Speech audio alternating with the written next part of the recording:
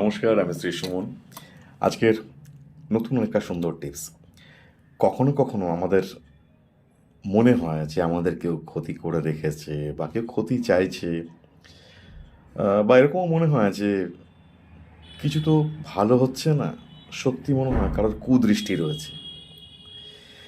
সেক্ষেত্রে কি করা যেতে পারে বা কি করলে এই খারাপ দৃষ্টিটাকে কাটানো যেতে পারে বলে আমাদের মনে হয়? কাটানো তো ওইভাবে যায় না।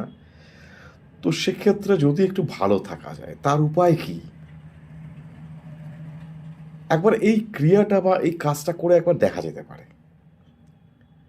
এক কোয়া রসুন, এক কোয়া রসুনের মধ্যে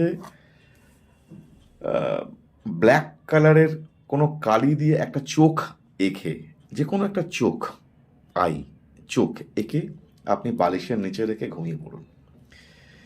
কন্টিনিউয়াসলি 3 দিন এই কাজটা মেনটেন করুন।